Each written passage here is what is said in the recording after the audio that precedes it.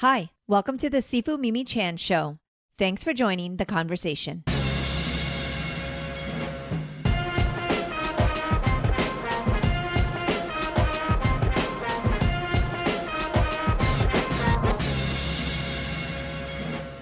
It's not every day you get to chat with a voice-tramentalist.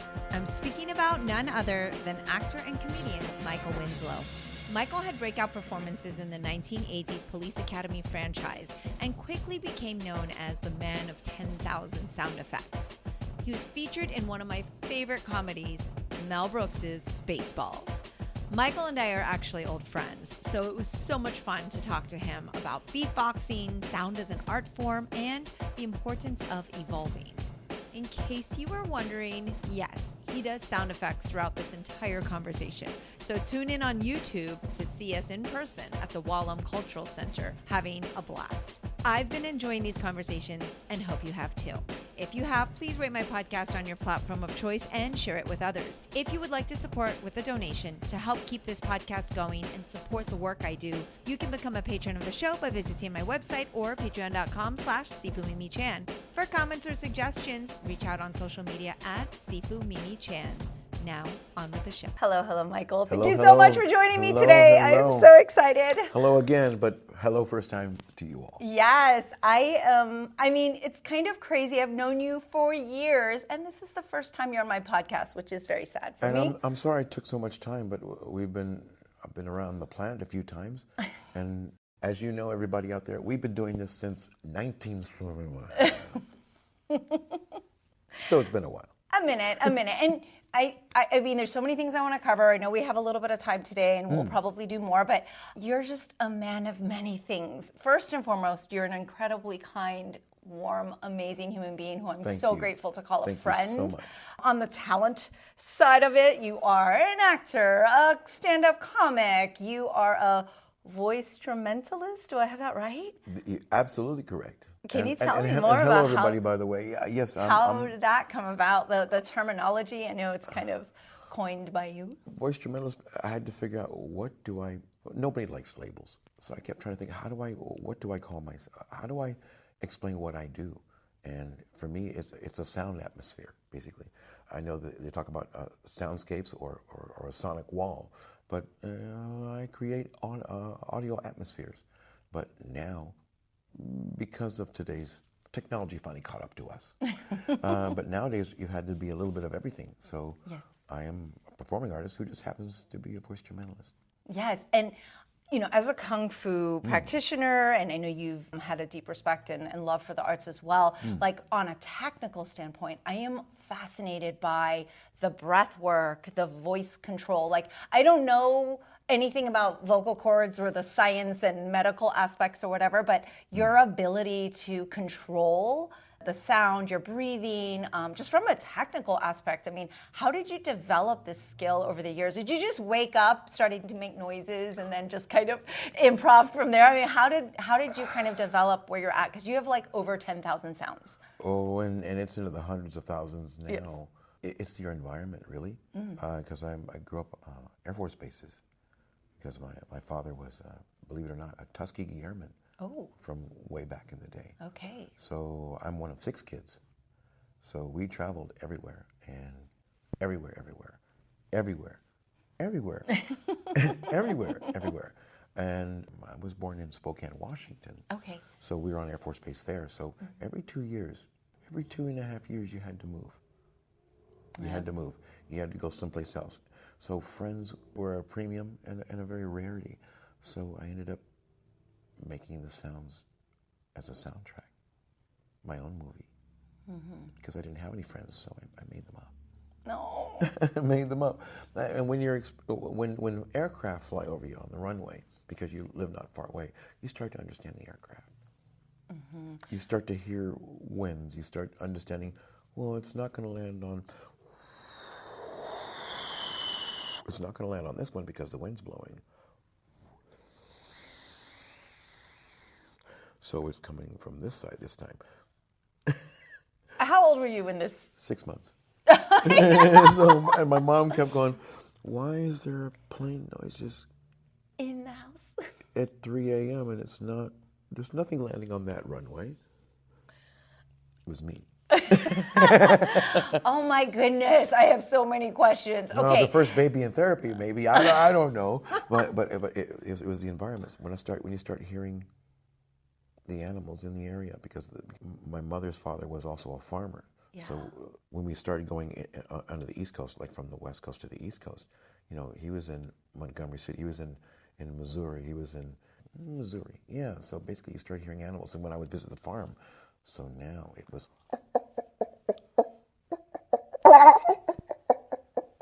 and far away is... So when I started understanding, and the radio is what did it for me. Okay. The radio, because it was AM radio, it was FM radio, so in the car you would hear those things. You would hear all the different radio... So for me, it was the environment. I'm sorry. This is amazing. Hi. Yeah, you see what I mean? So after a while, you start developing these things, and it didn't go over very well with the other kids. I would think the opposite. It would be like, now do this, now do the frog, now do the animal. Well, in high school, they do that or beat you up.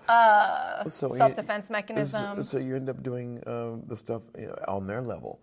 Like when the kids would pick on me, because I was the smallest and the skinniest, I learned to do the angry Rottweiler coming around the corner noise. Oh, that would be useful. So while they're smoking cigarettes behind the school wall, you come around the corner with that noise. And are they going to stay and wait what's coming, or are they going to leave? Wow. This is a totally new form of self-defense. Oh, it works. Sound foo, I guess. Sound foo? Another new term for you. I mean. But it would work, and I'm going to do this noise, so I want you to be... Okay. Because when the kids are around the corner doing it, and you just... It's like, shoot, and they throw the cigarettes down and run. Wow. So you cleared the path for yourself. And then when I started seeing things on the radio, and I started seeing science programs, I don't care if it's Bill Nye or Mutual of Omaha's Wild Kingdom with the lion noise. Yes. The lion is, or the tiger noise is, okay, ready?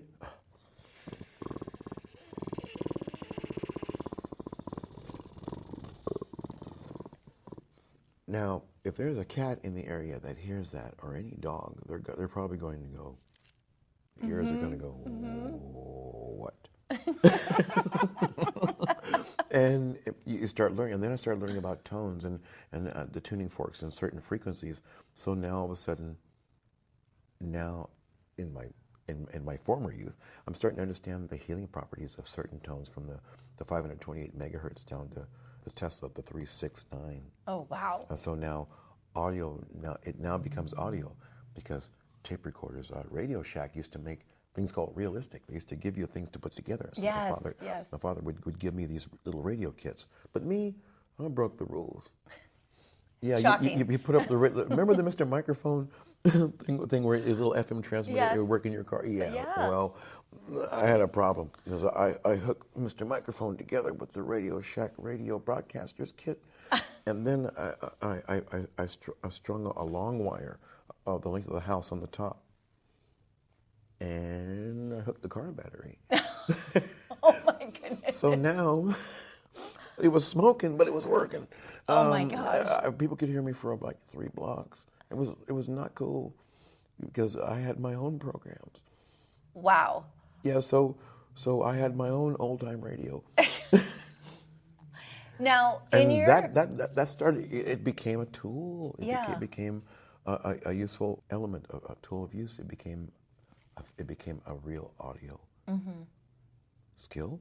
And it just became what it is. Yeah. And it was defensive, and it worked. Yes, your sound foo has definitely worked. Now, what about, how the worst thing you can do for a parent is gift their child like a drum for Christmas or a birthday? I mean, you didn't even need the drum, right? So what, did it drive the family a little bit bananas? Having a microphone and having a speaker. I think just having your sounds. I mean, did they go crazy, or were they like, do more? The family dog didn't like it very much, but he figured it out. Oh, he's just being a two-legged fool.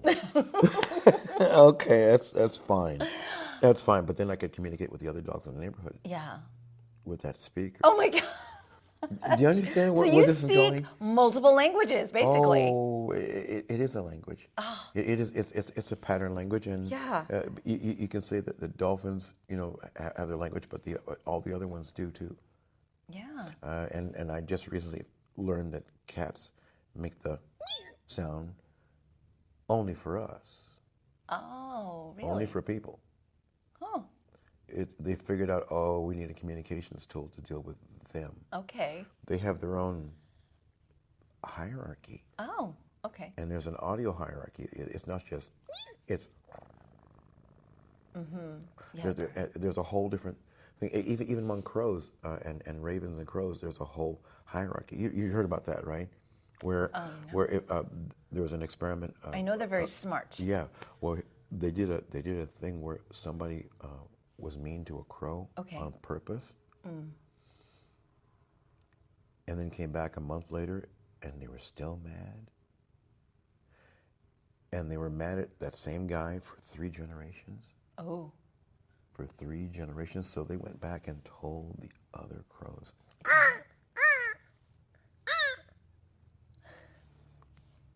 Idiot. I'm going to subtitle that just in case. For like 3 generations, they'll remember. They'll remember them. And if you I've heard if you're really it's nice very to them, intelligent. if you're really nice to them, Yes. they'll remember you for 3-4 generations. Here the it babies, is, the the babies lesson, and the grandbabies be nice to the animals, will especially the remember crows and the you ravens. for 4 generations. Yes. Okay. Well, we So, don't want to and piss off any crows. Again, it's communication tool, because I sometimes will say something and they'll just like, and the 2 of them are like, yo, bitch, check it out. That's amazing. But I've just learned that this was a useful a friend, almost like a skill or an art or whatever. But now, beatboxers are everywhere. Yeah. I didn't mean for that. I didn't mean for that to happen. And I wasn't the person who made it actually. Well, it all happened at the same time. Between your Dougie Fresh and Dougie Fresh, yeah, of Bismarck course. Keys and everything else. Yes. It was all a wave. It just happened, Yes. to be, and I just happened to have been there, and the Fat Boys. Yes, I remember the Fat Boys. And it had a Run DMC kind of a Beastie Boys effect. I didn't expect for this to turn into an art form. Yeah, it's incredible. I mean, obviously, Oscar and I always jam into the old school tunes, and literally, yes, Dougie Fresh was just, this is what we were listening to a couple days ago, and I'm like, oh man, it's amazing. I go, and then I said, but my friend Michael Winslow, legendary, takes it to such a next level. And I never got into music. I never got into actual pressing of records and vinyl. Right. I picked a different direction. I just said, well, let me look at everything as a life itself as an art form for sound. Yeah. But now we're getting into vinyl. Now we'll press records. Now we'll release things. I just wasn't ready. It just didn't feel right. Okay. So I didn't do records or hip hop or anything else. Now we will. Oh yeah, coming It's soon. going to be very interesting. I love it. You get a little teaser I'm now. bringing a little bit of experience into the art form itself, as opposed to learning the experience as the art form, which is fine, because there's a lot of great music out there, and there's a lot of things archived that people have never seen before. I'm looking at all the reaction videos to people reacting to things that they've never heard before. Yeah. College level and earlier, and they're going, "Wow, Dire Straits." There is. Money There's a for whole, nothing. Wow. Whole generation. Mark Knopfler. Ooh. Needs to learn. The Beatles. Oh. And if you've been around long enough, you start to understand the accent when you're from Liverpool. I mean, so that's another thing. I mean, you could pretty much be an impressionist. Anything sound-wise, you kind of nail down. And I kind of want to fast forward to, okay, you've developed this incredible skill. And how many hours a day would you say you were making sounds? Like when you were really kind of like, I guess putting together your putting together your database, basically. Hours and hours and hours. Hours, and hours right? and hours Like, which is mastery, over 10,000 hours well well over over. there. Yeah, so 10,000 sounds becomes 100,000. exactly. Because when I did a video game, I just did one video game, and that was 3,000 different noises, because it's layers. It's not just the game itself. It's one of those driving games. You got to have the voices. Yeah. Then you got to have the feet. Then you got to have the weapons. Then you got to have the grumbling. Then you got to have all the clink noises and all the leather noises. You have to have all that. That's easily 3,000 by the time the game is over. Foley to the next level. Well, I was Michael J. Fox's feet in Back to the Future Part 3. Oh, fascinating. They actually had me come in for an hour. That's right. And be Michael J. Fox's feet in the scene in Part 3 when they were shooting at Marty McFly's feet because he was wearing Reeboks in 1899. And they said that was the stupidest thing they ever saw. And he made the mistake of telling him his name was Clint Eastwood. So, of course, they're going to shoot at his feet and make him dance. Oh, my gosh. So they had me do the foot noises. You'd be surprised what people ask you for. I bet you've gotten all sorts of requests. Okay, I have to ask because growing up, obviously, in a immigrant, parents are immigrants. My husband also, his parents are immigrants. They're from the Dominican Republic. My mom is from Jamaica. My dad is from China. Of course, Police Academy was like on the TV. You walked into the temple a few months ago, and our lovely, admin in the front office, she's from Ecuador. They're like, oh my God, is that Michael Winslow of Police Academy? I mean, you have Ecuador. This international reach of non-English speakers, and I think it's because it's a universal language. Laughter is a universal language, which obviously you bring such joy in laughter, but there is something about those films, especially in that generation, where everyone could watch and enjoy, especially when you are on screen, because they understood it without having to know dialogue. And I think that is so unique. I had to try a way to communicate somehow. Yeah, that was so unique. the only way I could think of, and that was the only tool that was unique enough, especially dealing with Hollywood. It was only unique enough that was mine that they couldn't take away. Because I've gotten more than 10 specific orders to stop making those stupid noises. Oh my gosh. Oh yeah, but I kept sneaking them in. But I mean, it's so iconic. And that's for the camera, and because I forget the camera's there, and we just go. Yeah. We just go. And being in certain films where they're all improv, like Cheech and Chong movies didn't use scripts. Yeah, okay. At all. Wow, just like kind of an outline, and it's just just a storyboard. No, they used cartoons. Oh, wow. That's Charlie Chaplin stuff. Yes. That's what Chaplin would do. Which makes so much sense because you're talking about universal visual of being able to entertain and make people laugh without Charlie dialogue. built all those sets and didn't have a clue what he was going to do. Nothing. He had no idea what he was going to do with them. I just want to build them, but what are we going to do? And by accident, by osmosis, by trial and error, he came up with every single thing that you see. And like you, the environment kind of makes the creative parts come out, right? And improv too. And And watching other folks work, because I had an improv teacher for a very short time named Harvey Lembeck. Okay. He was Robin Williams' improv teacher. Wow. And there were certain days of the week where you could take certain classes. And Robin's class, I ain't taking because he's crazy. He would argue with Harvey in like 4 different language dialects. Oh my gosh. And the rest of us are going, jeez, I can't do that. I'm going to try.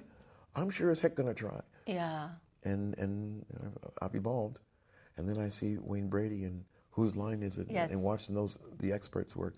Yeah. It's a different tightrope with no net. It's a Cirque du Soleil with no net. Yeah.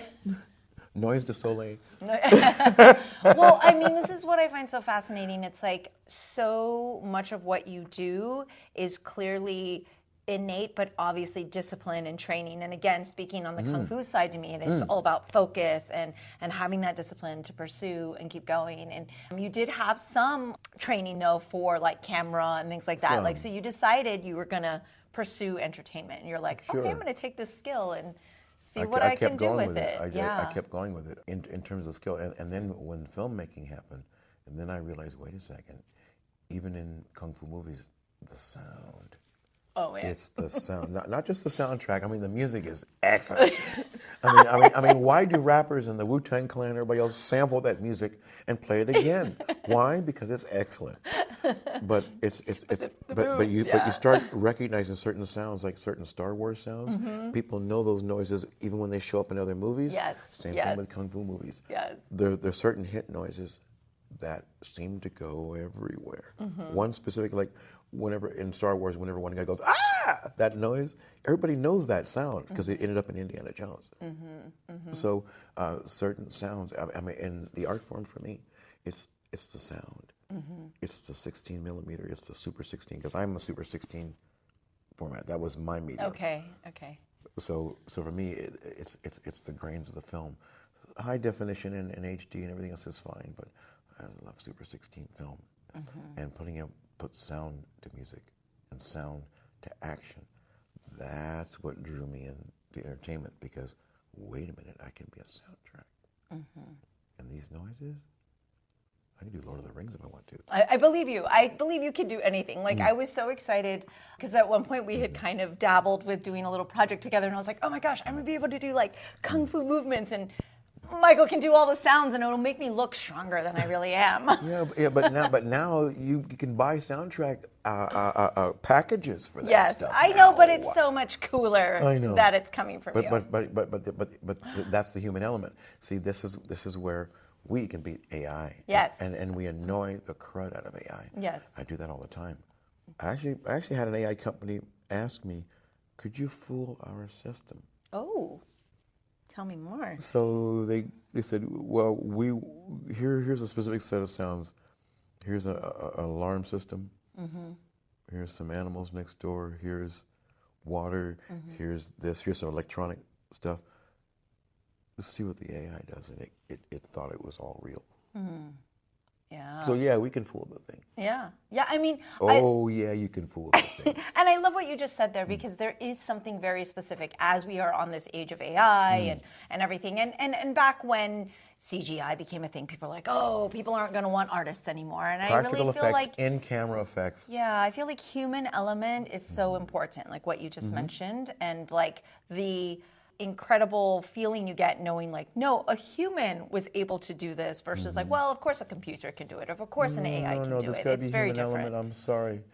If you look at any of the early Blade Runner, not the newer one, the early Blade Runners, where they had to have practical effects, they had to have in-camera effects, and everyone stole from that and came up with all the other things that you see now. Yeah. Wetting the streets and then putting magenta and blues on the wet pavement, which will reflect things when the car pulls up, or all those practical effects where you have to paint matte backgrounds. Yeah. I mean, you look at some of the work from the 1900s, 1912, 1913, the French, and everyone else, where they painted those sets by hand. They meticulously, and they still those are your real those. It's real aesthetic. It's a real hands-on, and that's the type of things I want to make. Now we're going to make other things. I'm going to be making things, including westerns. Yes. But here's the thing. Yeah, there'll be some strange things happening in these things, but some of it will be practical. It'll be in camera, practical. We're going to use the light that we have. We're going to play with we're going to play with things to mess with your head, mess with your eye. And yes, I'll do all the chicken noises. Yes, I'll do all the horse noises, all the galloping. I'll do the stagecoach. Just to annoy the AI.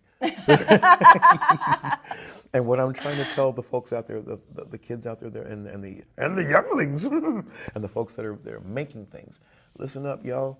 Make sure you got a good microphone for that phone that you're carrying around. Make sure you got a proper USB microphone, to be able to pick it up, because then you got to go back and do it over. The audio. Are you good at ADR? We'll see. But remember that's what those Da Vinci programs and your iMovies and everything, that's what those programs are for, to help you fix what you broke when you didn't have the proper microphone in the first time you recorded it. Yes. Sound is so important, as we know. I have to ask, because one of my favorite comedies, of course, is Spaceballs. Mel Brooks. I can't even tell you how many times I've seen it. And I've seen it so much, and you have to let me know here, because your scene is one of my favorite scenes, because they're standing over you, and Rick Moranis gets so incredibly irritated and crazy when he pulls all that stuff out. I want to feel and say, when you're we're having trouble with the radar, so I want to say you almost started to laugh. How many takes did that take? And how much laughter was there? Because I could feel like this sense of like you were doing your thing and they were doing theirs, and then when he lost it, like, tell me, was there like hard to hold it in? It was. It was. I was only supposed to be there like a day and a half, and I ended up being there a week and a half, two and a half, some weeks, because he kept everybody around. Yeah. Because it was family. Yeah. It was family, and we made up a lot of stuff. The stuff on the cutting room floor is outrageous, and you'll never see it. Why? You ain't never Release gonna the see footage. it. Oh boy. Yeah. No. Well, it'll always be It in was your great. memory and It your was- it was mind great. and memories. And Rick's become a great director, and Yes. and things have evolved since then. So what a great place, what a great laboratory to learn. It's Yeah. at the old MGM studios. It was in Culver City, the old MGM studios. So below us was I guess they built over it, but below it was the pool where they did all the synchronized swimming on film. Oh yeah, yeah, So- like the Esther Williams. Yes, kind yes, of- yes. So that pool era. was underneath where they'd put the soundstage in. Wow, it's like going to college and being thrown in the deep end. Wow. I had to watch and learn because there was a lot going on. Mel Brooks is the only person I knew of who could wear a three-piece suit with tennis shoes and rock it.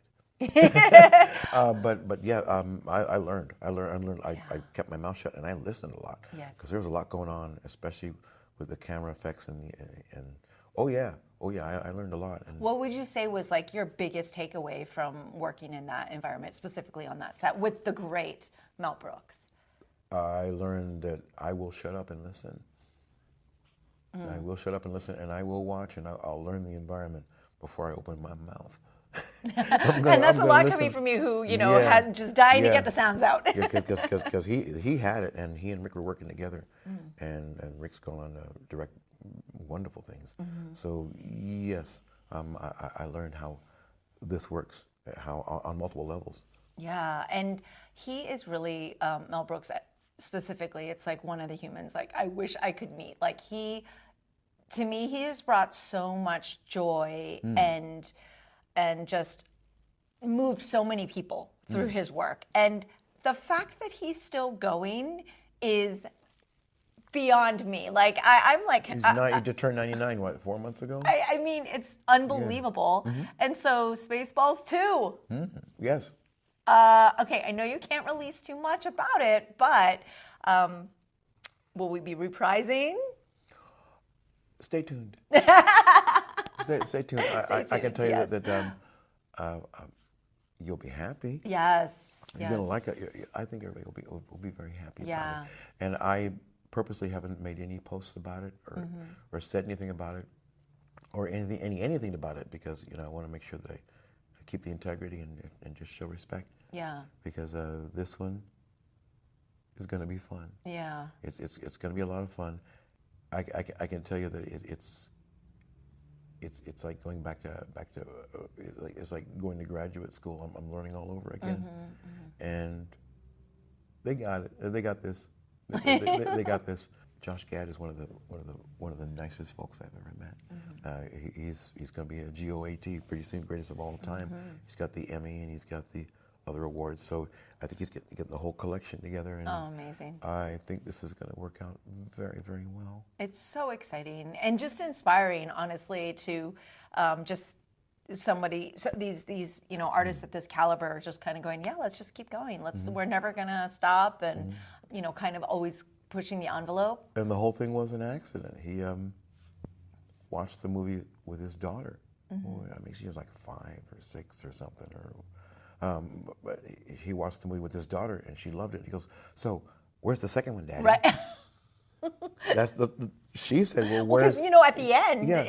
yeah. She goes, "Okay, well, I can't find the second tape, Daddy. Where's the second one?" Oh, honey, we don't have one. Well, why not?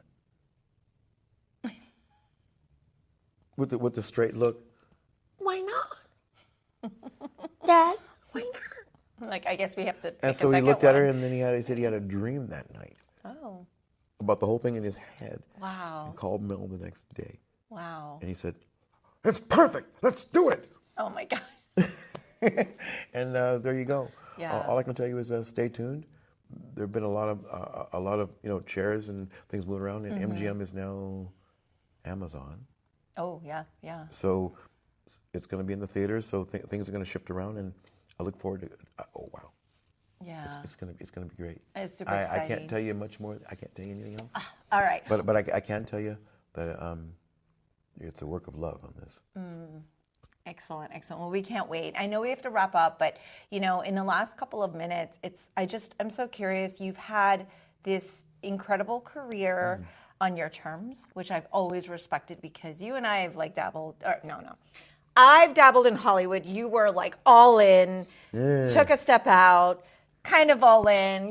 You've kind of had to do things on your terms, and I have a 1% idea of what that's like based on my experiences. But you're in a place now where you're I'm going to do what brings me joy. I want to continue to be creative. So what is next for you, and what have you kind of taken from this entire journey thus far that you're carrying forward? Let's just look forward to what happens tomorrow, because now the new opportunities are finally presenting themselves. I'm tired already. But we'll take things a little bit at a time, and we'll test our way, because I've never jumped into things, and just we don't want to overdrive.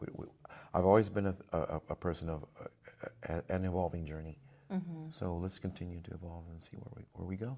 Okay. And have some fun while we're doing it. Yes. Yeah. We gotta have fun. Life's too short. And next time we talk, I'm going to jump into the stand-up stuff and all the other things, because you've been overseas, around the world again. And I think we should be making some more things. I think we should make more.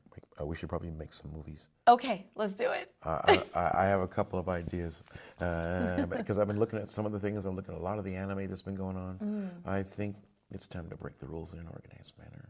Oh, I love that. Break the rules in an organized manner. And I still want to do that graphic novel thing. We're gonna, yep. All right, collab happening right here. And Michael Winslow. I know you have history, and I know you have stories that need to be told. Yeah. And you've made documentaries before. I know how hard it was, and I used to want to make things. We'll talk about it. Oh. And a special shout out to Pui Chen. Yes. Thank you so much. It is always a pleasure to see you. Thank you so much for joining me. Michael Winslow, amazing. Legend. Thanks. That's all for today's episode. Thanks for listening to The Sifu Mimi Chan Show. Please subscribe and rate my podcast on your platform of choice and leave a review. You can become a patron of the show at patreon.com/SifuMimiChan to help keep this podcast going. Follow me and interact on social media at Sifu Mimi Chan on Instagram or Facebook.